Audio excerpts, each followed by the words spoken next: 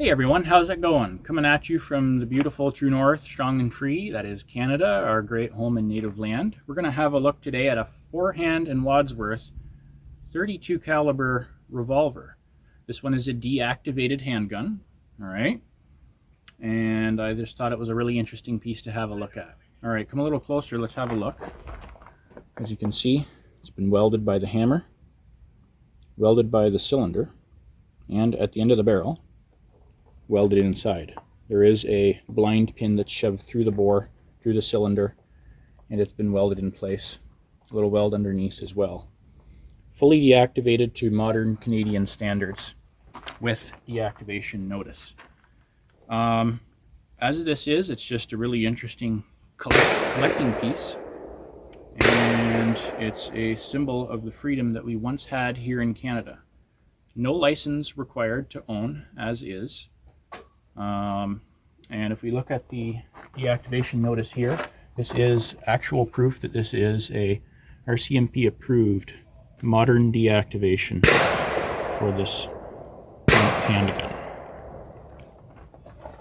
All right, so a few interesting thoughts about this gun.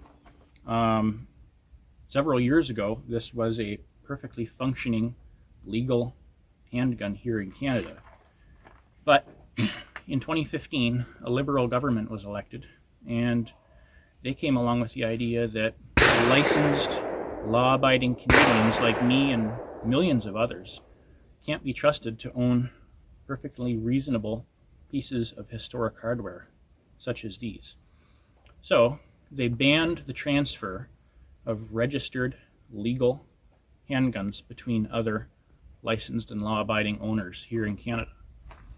Meanwhile, we continue to see a rise in gang violence. In fact, over 90% of gun crime here in Canada is committed with illegal, smuggled handguns from the US. So, the handgun transfer ban here in Canada was implemented through Bill C-21. There were a number of things incorporated into that bill, but the most notable one was the ban on the transfer or sale of handguns between licensed individuals here in Canada. So that leaves thousands of licensed people here in Canada with legal handguns that they can't sell to anyone. And so what happens when they die? Well, they could transfer them to a licensed business, but what is a business going to do with them? They can't sell them to anyone. There are a few export options that are available. Very, very few. And so basically when a handgun owner passes away, what's left to do with their investments in these handguns? Well, sadly enough, basically the only two options is destroy, turn in for destruction, or deactivate. I believe that's the story behind this one. It was probably owned by an older gentleman who eventually, unfortunately, passed away, and the executors of his estate had very few options due to a Liberal government's bill. So this one was deactivated by a licensed and qualified gunsmith to modern Canadian standards and was sold as a deactivated handgun. And interestingly enough, as a deactivated handgun, they still retain a lot of their value. Not all of it. Not all of the value, obviously. So while this is a really interesting collectible piece, no license or registration required to own, it's a sad reminder of what electing Liberal governments here in Canada do.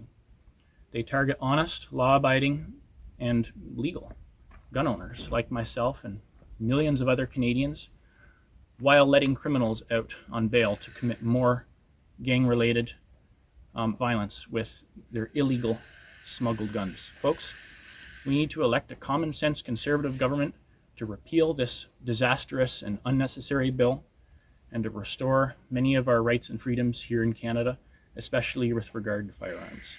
I'm looking forward to a brighter day in the future, folks. Let's keep our head up. Let's vote to get rid of this Liberal government and get back to some common sense here in Canada. Thanks for watching, folks. God bless Canada.